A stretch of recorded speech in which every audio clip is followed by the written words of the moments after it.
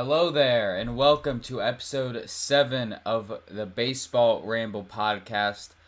Today, not going to be particularly fun. Some of the topics we're talking about, mostly coronavirus-related news, considering the outbreak with the Miami Marlins. We'll get onto that later. We're also going to be talking about some injuries that are going to affect the game, to some staff aces, some minor transactions, players that I'm impressed with so far. I'm going to give you 4 players I think you should keep an eye on. And I have an interview with popular Instagram account STLSportsCentral, the biggest guest I've had so far with over 80,000 followers on Instagram. Very impressive. We're going to take a deep dive into the St. Louis Cardinals season later on in the podcast. But first, we have to get to the big baseball news of the day, and that is obviously the outbreak that has struck the Miami Marlins. It's very worrying for the game, to say the least. About half of the Marlins roster has tested positive for COVID-19. 2 days ago, we knew only about 4 of them had tested positive. Then we learned about 11 of them have tested positive yesterday, and now that number is all the way up to 15. The Marlins, it's not great, and we've seen reports that it's possibly one player was not being careful. We don't know who it is. We're not going to speculate about that. That's a pretty big accusation to make. But the Marlins are in a pretty rough shape right now. I don't know if they're going to just not play or if they're going to bring in 15 people from their alternate training site and basically play a AA team. I have no idea what's going to go on. Though, some good news is that on a conference call with MLB owners, they did not discuss canceling the season. It's not being considered. And they believe they're hoping the Marlins will continue to play later down the line. So this has caused 3 or 4 games to be postponed in the last 2 days. We saw the Yankees-Phillies game and the Marlins-Orioles game get postponed to a later date yesterday. And then we already know the Yankees-Phillies will be postponed once again today. But we have not received... I've received conflicting reports about the Orioles-Marlins being postponed. By the time you guys are listening to this, you'll know whether it's postponed or not, because the game will start before this podcast is uploaded. I'm not really sure. Now, in case you're wondering, obviously the Orioles-Marlins aren't playing because the Marlins are the team with the outbreak. You may be wondering why the Phillies and Yankees are not playing. That is because the Phillies were just playing the Marlins. They don't want to risk anything, though good news is that the Phillies team has been all of people have been tested and they received 0 positive tests back, which is amazing news. Let's hope the Yankees and Phillies can get on track tomorrow. And the current plan is for the Marlins and Orioles. They were originally going to play in Miami. They were going to fly over to Baltimore and play there. And I'm receiving breaking news right now. The Marlins season paused as MLB plots scheduling modifications is the notification I just got. I'm going to try to read this as I talk.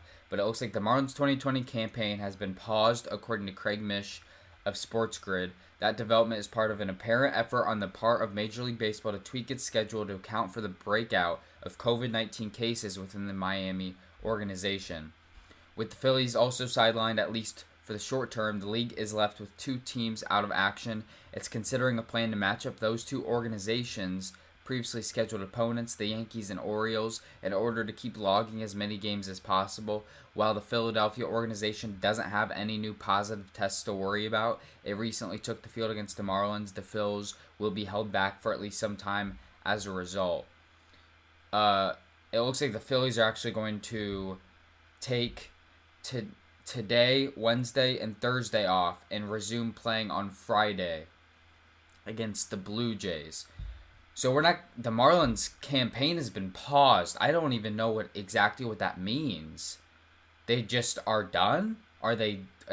Are the Marlins basically dropping out of the 2020 season? Uh, I can't really speculate too much. I don't. This has obviously never happened before, but either the Marlins, you can't. The Marlins can't go like 2 weeks without playing and say, oh, we're gonna make up all 10 games we missed.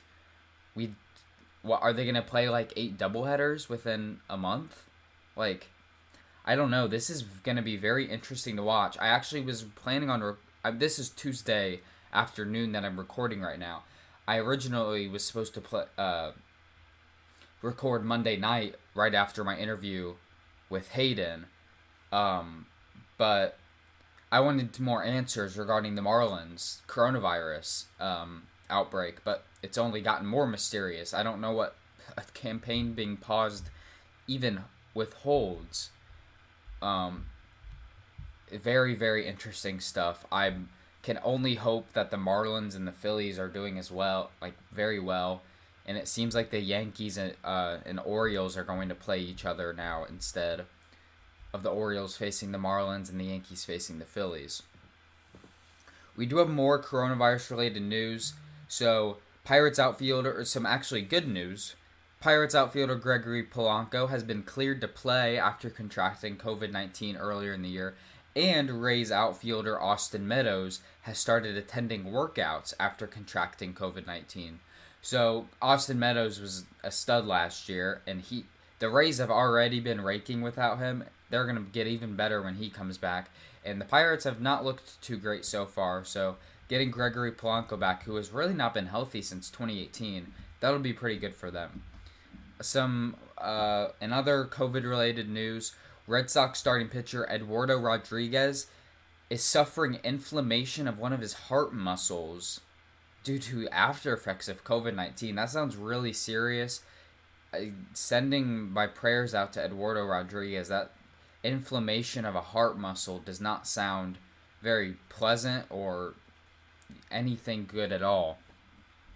You gotta hope he's okay. Reds infielder Mike Moustakas and Reds utility man Nick Senzel have been scratched for not feeling well.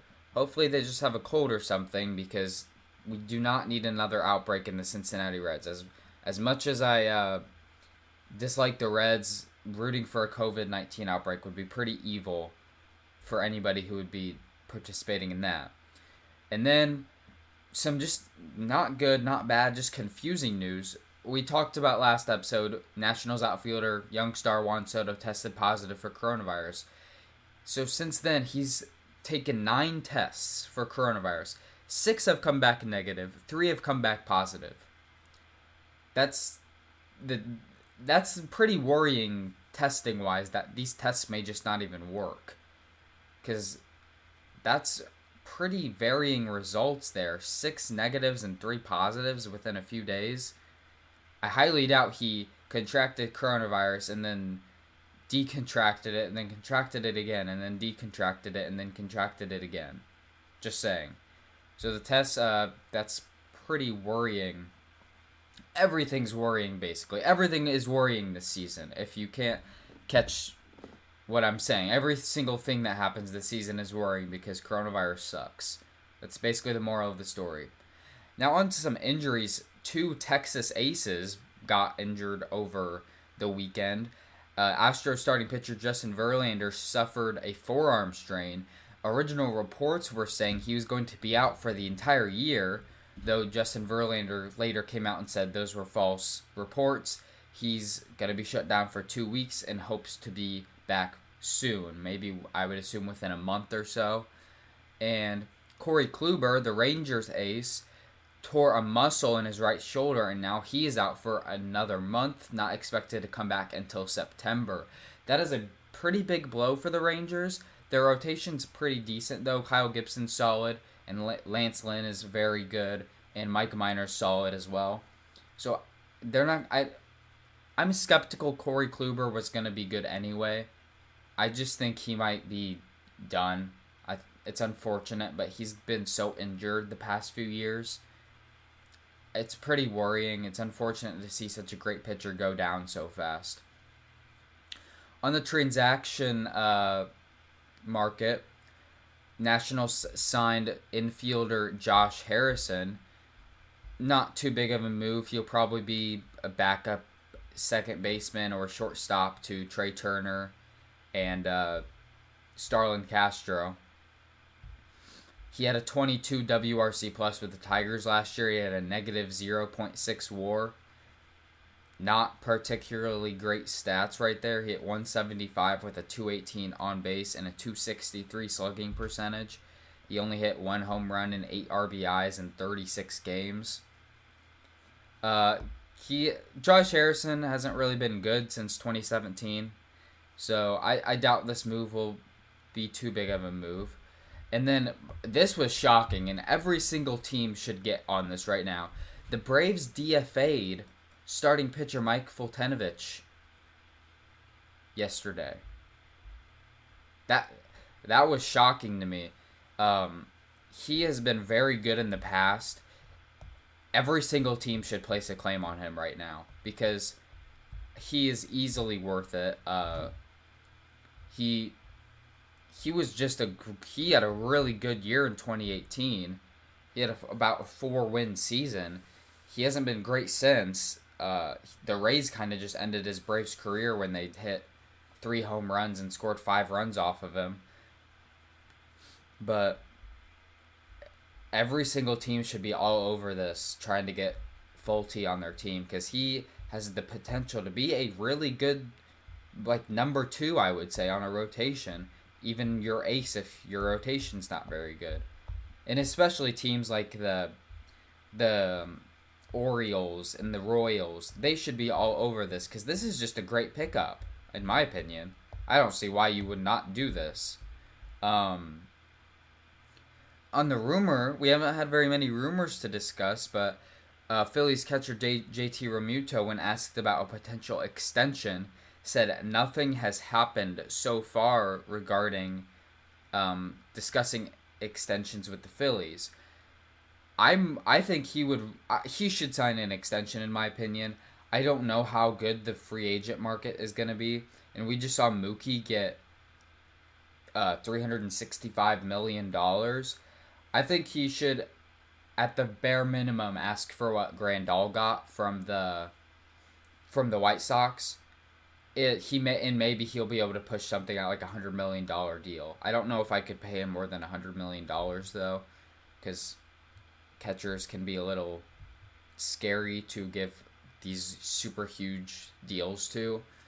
But if I were the Phillies, I would definitely extend him. He's a top 2 catcher in baseball, and there's no reason to let him get into free agency where the Phillies always seem to find a shinier object and kind of let their guys go, trying to get a shinier object, which may or may not be good for them. We're about 14 minutes into this, so I think it's a good time. I'm going to send it over to my interview with STL Sports Central, and then when we get back from that interview, I'm going to talk about the 4 players you should watch out for, and we'll end it off there. So here's my interview. And I'm now joined by Hayden from STL Sports Central, a popular Instagram page that covers the Cardinals. How you doing, Hayden? Pretty good. Happy to finally be able to talk some baseball after the long break. Couldn't agree with that more. So we're going to hop right into it. What are your general thoughts about the state of the Cardinals right now? After the opening series, I'm pretty confident. Every aspect of the Cardinals really shined through in the first series. The offense was good, although it was basically just Goldschmidt and DeYoung carrying it. But bullpen, without their 2 best relievers, they're still able to do decent. But I can't say that guy's name. Kim,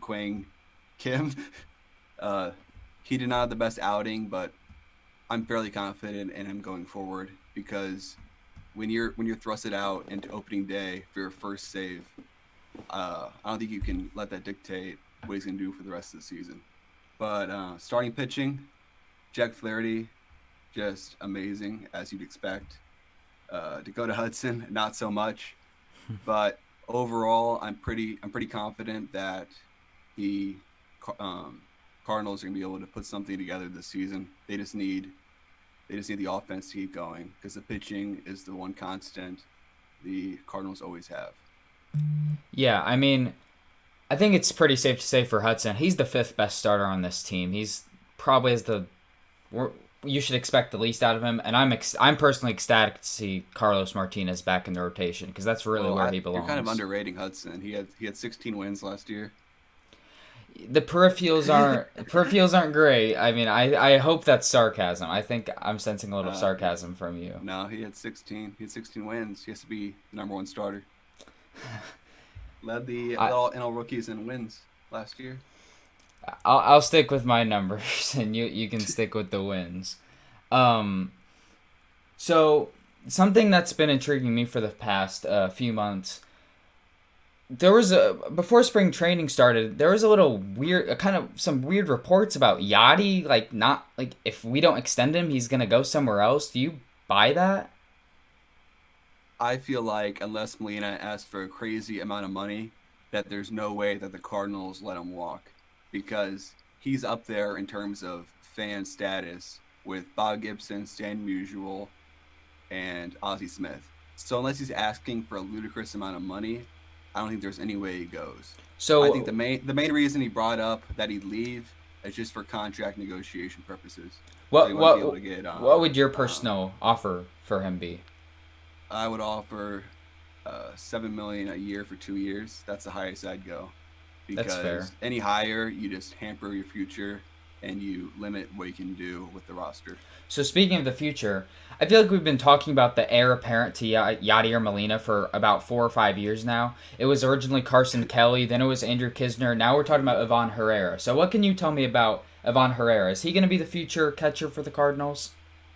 Well, right now he looks really good. And he's only 20 years old. So even if Molina takes 5 more years to retire, he'll be ready to go.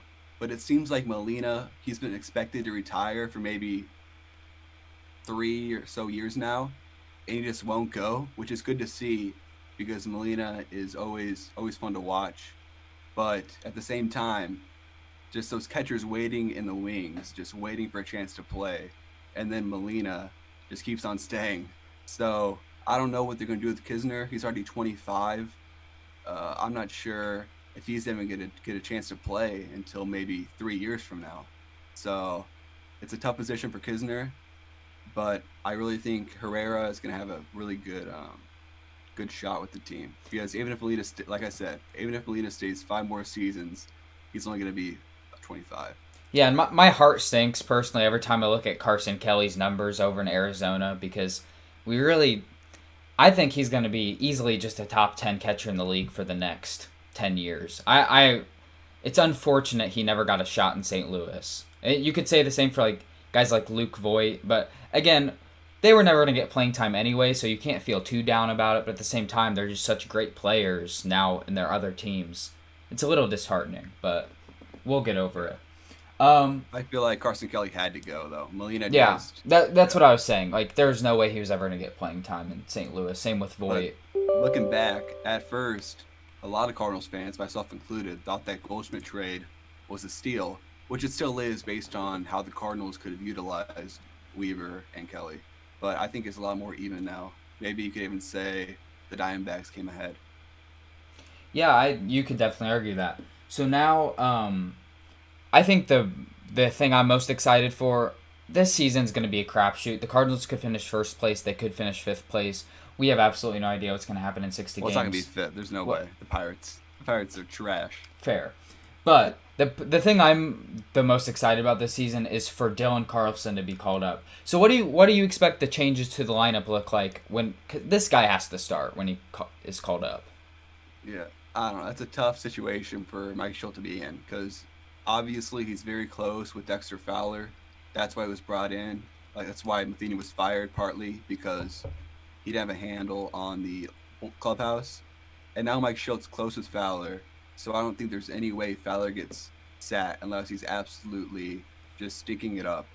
But in terms of the rest of the outfield, I don't really know how they're going to do this because Schultz really values Bader's defense as he should, but I don't know if he keeps on batting like he has this season. I don't think he's going to see much time. But for Lane Thomas too, like they need to give all these people time, but there's not enough spots, especially with Carlson coming up too. They just have one too many spots, and if Carpenter eats up, they're not gonna have the DH spot to kind of create somewhat of a fourth outfield spot, putting Fowler or somebody else there in the fourth spot. And with O'Neill, I don't know. I don't know how they're gonna shake that out. I think maybe Fowler right, O'Neill left, Carlson center. But right now, like 3 games into the season, it's really hard to guess where we're gonna be at when Dylan Carlson does get called up. Yeah, and maybe something that happens is, I know Edman's defense is great, but I don't think he's going to keep up exactly what he did last season, because I think he's going to be kind of like the Ledmus Diaz a few years ago. He had a really good rookie season, but it turns out he's kind of an average player. Maybe you put Carp at third, and I don't know, something to try to make... your infield defense is already great. I don't think putting Carp at third is horrible. He's not horrible at third. He's just not great. Try to optimize the best offense possible, since the defense has gotten so good in the past few years. You're right. There's a lot of things Mike Schultz could do. But we'll keep talking about Carlson. What are your expectations for Carlson, both like this year, short term, and the long term, his career? I think like everyone who watches the Cardinals and everything you hear about, with everything you hear about Carlson, your expectations are sky high. Like Cardinals fans are expecting him to like win an MVP in his first season, which I don't think is going to happen, but I think he's definitely the future of this team. He's going to, what was it? NL Scout called Dylan Carlson the best Cardinals hitter, best Cardinals prospect. Since Pujols, right? Yeah, no, yeah. Or it was since Pujols, yeah. I thought it was Tavares, but... And, well, speaking of, like, it seems like over the past decade, the Cardinals' top prospects, they get these super hyped prospects and they just get so unlucky. Like what happened with Tavares is just awful. Alex Reyes is probably the unluckiest person I've ever seen in my life. Like he was supposed to be a stud, but he just can't. Whether it's his fault or not, he just can't stay healthy. Carlson really has the opportunity to be the first top echelon prospect for the Cardinals that we've seen break out into what we expect in a pretty long time. Like you said, Pujols he broke out 20 years ago. I just hope they don't call him up and let him sit on the bench like they did with Thomas last year. And O'Neill. Like, he didn't get any playing time either. So, yeah. Now he's doing with the playing time. We gotta pray Carlson gets playing time. I think Schultz will be pretty heavily criticized if he doesn't give Carlson... the only place he plays is center, because he's so close with Fowler, and then O'Neill's not leaving the outfield. Yeah, I sure hope so. Now we talked a lot about the offense. Let's move along to the pitching. What would you like to see specifically from the Cardinals' starting rotation this year? Just to keep on doing what they did last year. If they do that and get a little bit better offense, they're going to win the division easily this year. Yeah, I mean, I think their rotation is possibly the most underrated part of their team. Flaherty is blossoming into one of the top pitchers in the league. Carlos Martinez, he's been unhealthy, but when he's healthy, he's one of the better pitchers in the league. Wainwright still has shown he can pitch quite above average, if not to a pretty good level. Michaelis was just, top 5 or 6 in Cy Young 2 years ago. And Hudson has potential. I think this rotation could prove a lot of people wrong. Yeah, I think that replacing Hudson with Gomber is the best rotation possible. But if Hudson rebounds from his first start, I don't have a problem giving him some more outings. Well, and they put Kim in the closer role, but he was a possible starter as well. So, if he continues to struggle, that's what I would like. And Hudson, if he struggles and Kim struggles, I wouldn't mind if they switched roles, but we have to keep That's a problem with the short season. Like, you don't want to give him too short of a leash, That's but with very it being true. such a short season, you kind of have to. So I'm kind of going to wonder how Mike Schilt kind of battles that line, like how he's going to play it. And on the topic of pitching, we'll talk about the bullpen. What relievers are you most excited to see pitch this year? Definitely excited to see the Giovanni Gallegos try to continue what he did last year, and then Ryan Helsley to get some more outings. I really liked what I've seen from him when he's pitching. So hopefully, in this, if he finally being on the roster for a full season, not a full season as in the full games, but the full year, that he can finally show what he can do over a larger sample size. Yeah, and you got Alex Reyes. Hopefully he can come back and be very good out of the bullpen. You have guys like Andrew Miller. Hopefully he can be a little better. And then Ganton Ponce de Leon. I like both, especially Ponce de Leon. He's probably one of my favorite pitchers on this team. I think on a lot of other teams, he would actually have to be like the number 4 or 5 starter on that team. The Cardinals are just, there's so many pitchers. Like, yeah, sometimes I'll be thinking about like who they could use, and I forget like about 5 of them. They're so deep. That's why I feel like this 60-game season hurts the Cardinals more than it helps them. Because over a 162-game season, the Cardinals are able to use their pitching depth to their advantage, which is pretty important in baseball. Pitchers go down like, what's the saying? Where do they go down? I don't know the saying.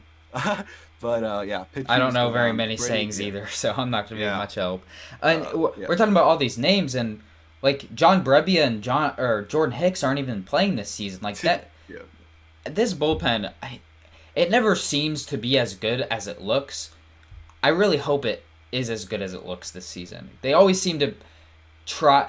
The closer always gets the job done for the Cardinals, but they try to do it in the most, the way that'll get you to a heart attack the fastest, because it's never a straight line with the Cardinals closers. It's always gonna give you a little stress. Opening night was a perfect example. Yeah. Of that. Kim barely got the save. Yeah, we don't get a Kirby. Well, I guess he just blew a save, but like we don't get a Kirby Yates type guy who just shuts people down. And well, I feel like part of the fun of the 9th inning is having your closer make it seem like you're gonna lose. That's part of the fun. It can be fun unless you end up losing the game. I mean, Rosenthal really did that. He really he walked like a batter every 9th inning. I feel like he did it all. I remember being excited when they signed Greg Holland, and that was also just he fell flat on his face about every single time. Debut against the Brewers. Oh, and we can't talk about terrible relievers without talking about Brett Cecil either. I mean, he's not on the team anymore, but yeah, he literally tried to throw sidearm to save his career. Back in 2017, I went to a game in Pittsburgh, and he blew that game, and I never have forgiven him since that. So, now we're going to talk about what we've seen from the Cardinals. We already went into this a little. What are the things you've liked about the Cardinals in their first series against Pittsburgh? I really like what I've seen from Tyler O'Neill. Going into the season, I knew with more playing time, he could definitely provide a lot of value, but he's really, really done well this year so far, the first series. I think a lot of that has to do with his chase percentage. He has the lowest chase percentage on the Cardinals. Really? That's crazy. I did not know that. I was looking at that today, and I had to double check to make sure it wasn't an error, because that's just not what you expect from a guy like Tyler O'Neill who swings at everything. Well, and I think Goldie's only struck out once too, which is much better. That was one of his biggest problems last year. He just was swinging and missing like we've never seen him do in his career. Also, another guy, I mean, Paul DeYoung has just been mashing, whether it's an out or it's a double or a home run. I think if you look at his baseball savant page, he's like top 5% in like every single thing. Like he's been killing the ball so far. What about some things you maybe are worried about or have disliked about the Cardinals in their first series? I do not like how they have Edman batting second, because I don't feel like he draws enough walks to be batting that high. I was thinking, also, I think the Cardinals 4, 5, 6 hitters are more frightening than their 1, 2, 3 hitters, which I don't think should. 4 understandable, but like Carp should probably be up there, even though he hasn't been great so far. I think you need to let him do his thing. Does he have one hit? Carpenter's one hit, that double. I think so. He hasn't been good so far, but it's been 3 games. I think he should be up in the top of the lineup. I hope that they stuck with basically the same lineup besides Thomas the first 3 games. But I hope that after that loss, she'll kind of switches up the lineup like crazy, because I feel like that is not a very good order they have. And I don't like. Batting like I was just about to say that. I don't like that. But also 3 games in, I'm not sure if you change it. But then it's 60 games, so I don't know. I hope she'll changes it up. That was one of the most frustrating parts of the NLCS last year. The offense was doing nothing, but the lineup stayed the same every single time except Game 4, which they were basically already out of it. Well, the thing is, that worked all year, keeping it the same, so you can't really fault them too much. Chill. That seems fair. So this is more of a future outlook question, because this year, I don't know how much this year's actually going to tell us. So what do you think when do you think the Cardinals will peak with this kind of crop of players they currently have? I think in about maybe 2 years, when we have maybe 3 years, once Carlson's up for a couple years, then we have Herrera up. I feel like that's going to be the best team. I think Goldschmidt might still be under contract. Gorman, too. He definitely will. Goldschmidt will. We'll probably have Gorman and Liberatore up, too, in 3 years as well. Yeah, that's going to be crazy. So Herrera at catcher, and you might need to help me out here. So Goldschmidt at first, and then Wong, DeYoung. If Wong doesn't, Gorman. It could be someone else, because Wong is a free agent this year. Who do you replace Wong with, though? I mean, he might re-sign, but it could be Wong or team option. There's a team option too. So DeYoung, Gorman, and outfield, and it's O'Neill, Carlson, Bader, center maybe. Hopefully Bader has it figured out by then. But then where's Thomas? I feel like they have to trade somebody. They're going to have to trade somebody. Well, yeah, they're going to trade one of those 4. Yeah, and we also forgot about DH. That could be where Thomas is as well. Oh yeah. I think Thomas Goldie might be there in 3 years, though. He might be the DH. You might know more about this than me. I know Bader's the best, but out of O'Neill, Carlson, and Thomas, doesn't like Thomas have the best defense? O'Neill is really, really good, like underrated, because he's one of the fastest players in the MLB. I didn't know that until he has like 99th percentile like sprint speed, which is crazy. He's definitely faster now. It's that cut down on weight, muscle. He cut some muscle so he can be more flexible. Yeah, Stanton did the same thing, and it's working for him so far. So now we're gonna get into the good stuff. We're gonna kind of go, and Jose Martinez just hit a home run. That's cool. We're gonna go. I'm just gonna give you something to predict. So this one should be a simple yes or no. Are the Cardinals going to make the playoffs this year? Well, of course. Over half the teams are gonna make it. Yeah. I want to actually talk to you about that. What are your thoughts on that? It's not Cardinals, well, it kind of is, but. Well, I feel like I understand it for this season, since it's shortened, and with it only being a 60-game season, there's not enough games to kind of guarantee the best teams make it. So I feel like the MLB didn't want to risk a team like the Yankees or the Dodgers and the Nationals not making it because of some fluke occurrence happening in the short season. And also, I think it's about improving the revenue, making up for the lost revenue of the short season. Yeah. But the thing is with the Dodgers-Yankees point, but now they could just be out of the first round and like it's going to kind of suck. Like the last year, the Tigers and the Orioles both beat the Yankees in a 3-game series. Like literally anything could happen in a 3-game series. Yeah. So I don't love that it's 3 games. I think I would prefer from the future maybe like 12 teams where there's 2 wild card games per league. Because wild card games are amazing. They're spectacular to watch. I don't like it. One game really to determine the whole. Play 162 games. Well, that's why winning your division is so important. I don't want it to turn into the NBA where we're letting every single decent team in. I like the exclusive part. It also doesn't matter for NBA. You already know who's gonna win. Yeah. Anyway. So back to the predictions part. Are the Cardinals going to win the National League Central? If there's not some sort of coronavirus outbreak in the clubhouse, I think they definitely will. Okay. The Reds overrated. The Cubs, I'm not sure. I'm really biased against them, so I really don't know if they're good or not.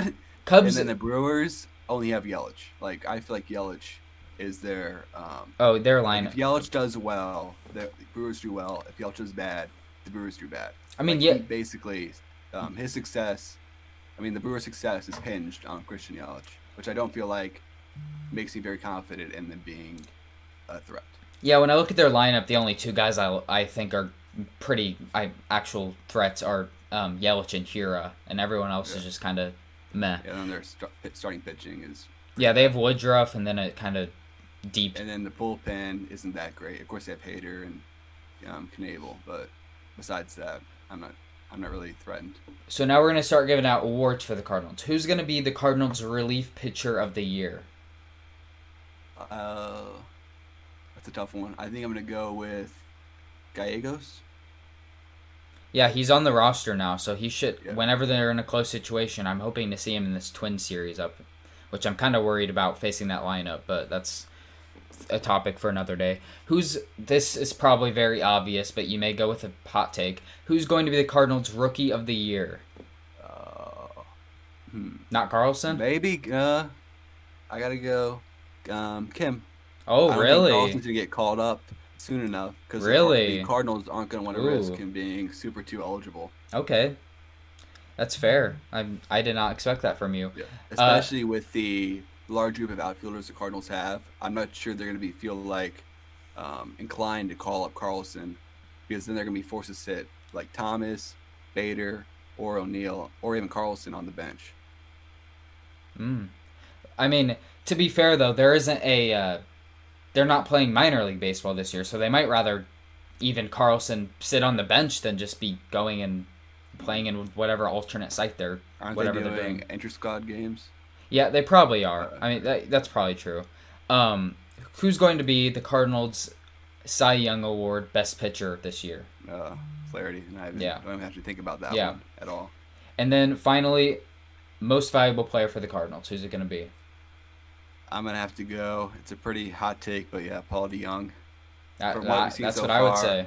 Yeah, he is so hot right now. One of the best defensive shortstops in baseball, and plus his offense, he has a high ceiling. I think he needs to work on his tagging. I think he can be an annual 5. Yeah, the tagging, that's pretty important. I think he can be an annual 5 WAR guy every single year, 5-win guy, leading the Cardinals. I don't think enough people talk about him. So now we're going to talk about playoffs. How far in the playoffs are the Cardinals going to make it this year? I'd say at least the NLCS, but I'm not really sure because I haven't seen how I know how which teams make the playoffs from each league, but I'm not sure how the tree looks like. So I'm still going to say NLCS, but I'm not sure. In my personal playoff bracket, I have the Cardinals making the NLCS and losing to the Dodgers, so I would have to agree with that. I feel like the Cardinals are the second best team in the NL, arguably. Yeah, either them or the Braves, I would say. I don't think it's. The Braves are getting blown out currently. They don't look like the same team. But they just yesterday, they were blowing out the Mets. So that's the Mets. So yeah, this is probably a non-related Cardinals question, but what 2 teams are going to make the World Series, and who's going to take the crown? I see the Yankees and Dodgers as the best teams, and agreed. I'm not sure who's going to win. I think maybe the Yankees. They seem more threatening offensively. I don't think they have I'm not sure. I have the Yankees, but they're pretty evenly matched. Dodgers. I took the Yankees for this year's World Series. I just think their offense, I would give it the slight edge over the Dodgers, even though they have Betts and Bellinger. I just think from what I've seen, all of them are super motivated to. And if Stanton hits like he did in 2017, I think it's all over. I think it's no contest. So far this year, he is killing the baseball. Yeah, and that's going to be a big X factor for the Yankees. Okay, so this is my final question, and we can ramble on after this if you want. But give me one hot take regarding the 2020 St. Louis Cardinals. Kim will be second among Cardinals pitchers in WAR this year. Ooh, wow. So do you think he'll get moved like to the rotation partway through the year? Definitely. He Okay. should. Yeah, He should. agreed with that. Okay, well, thank you for coming on the podcast. I mean, his account is so much larger in audience than this podcast probably will ever be. But if you're listening, you should definitely go follow his account at STLSportsCentral on Instagram. I'm very appreciative of you being able to come on because I've been following your page for years and it's kind of cool to talk to you. I appreciate it. I always like hopping on podcasts, try to get that experience in. Yeah, definitely. And I'm going to send this back to myself. Okay, I think that interview was pretty good. I hope you guys enjoyed that. So now we're going to get on to the 4 players that have impressed me the most. Number 4, Dylan Bundy looked really good in his first Los Angeles Angels start. He pitched 6 2/3 innings, only gave up 1 run, struck out 7, and didn't walk a single batter, and didn't give up a home run. Dylan Bundy went almost 7 innings without giving up a home run. That is a miracle. This guy had some potential to be good with the Orioles. I'm rooting for the Angels. I want to see Mike Trout in the playoffs so horribly bad. I'm hoping Dylan Bundy can be good, and Shohei Ohtani as well. He had a yikes 5 earned runs without getting an out. That is not what you like to see from a guy as hyped up as Shohei Ohtani. Number 3, Dansby Swanson, the Braves shortstop. He has a 0.3 WAR, 2 home runs, 7 RBIs, and he is top 10% in expected batting average, expected slugging percentage, expected weighted on base average, and barrel percent. He has been mashing the ball, and he's really helping the Braves when Ozzie Albies and Ronald Acuna Jr. and Freddie Freeman, I think all of them have been pretty bad, if I'm remembering correctly. The top 3 in the Braves, yeah, Freeman's been fine, but Ozzie Albies has a 579 OPS and Acuna has a 368 OPS, and he's struck out in more than 50% of his plate appearances so far. Acuna has looked horrible. I've noticed Acuna and Chris Bryant. Those are like 2 really good players who have just been absolutely horrible so far. I'm expecting both of them to step it up later. It's only been 3 or 4 games, but they've just looked, they can't hit. They look like horrible. That's all I can say. Horrible, horrible, horrible. Number 2, I was talking bad about a Cubs player. I'm going to talk good about a Cubs player. Anthony Rizzo. Ooh, he has been just crushing everything he sees. He has a 0.5 WAR already. He's at 3 bombs, 3 RBIs, and he's top 10% in expected slugging, expected weighted on base average, and barrel percentage. He's been carrying that Cubs lineup. The Cubs offense has actually looked really good so far. Their bullpen, not so much. They almost blew an 8-1 lead. Very fun to watch. Craig Kimbrell continued to not be good, but we shouldn't talk about my bias against the Cubs. Rizzo has been... I still think people underrate him, which is really weird, considering almost everything the Cubs touch gets overrated by every single Cubs fan on earth. But Anthony Rizzo should be talked more about than guys like Javier Baez. I just think he's more consistent, and I would take Anthony Rizzo on my team any day. He seems like a great guy.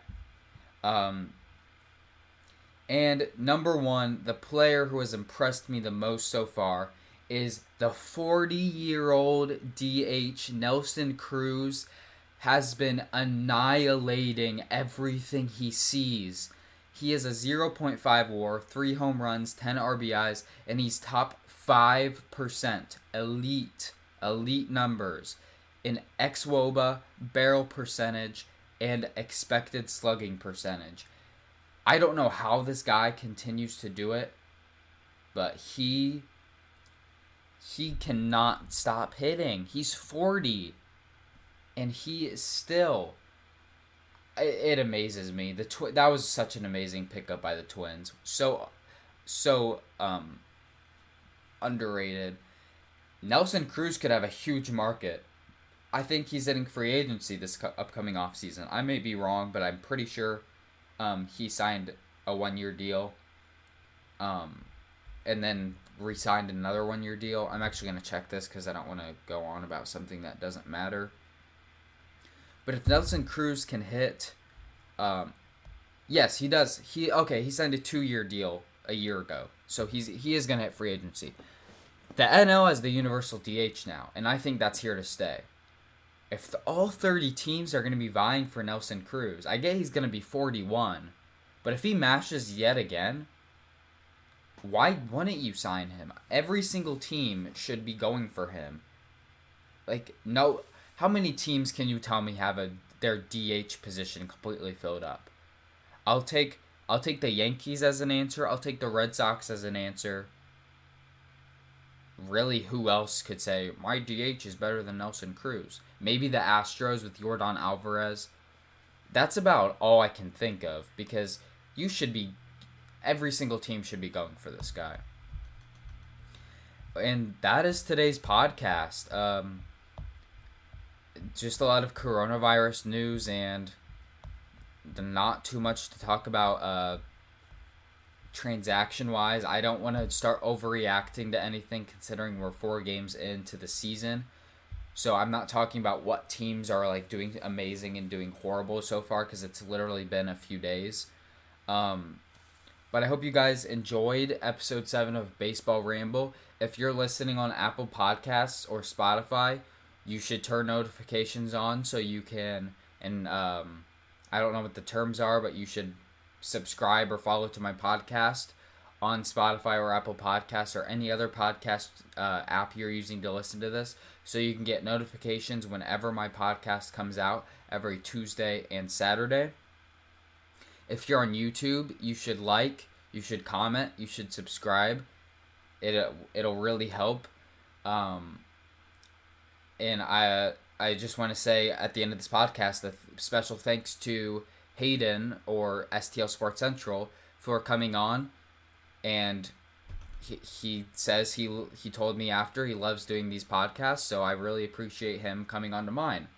And that is it for today. So I'm gonna go binge watch baseball for the next 9 hours of my life. You guys have a good day.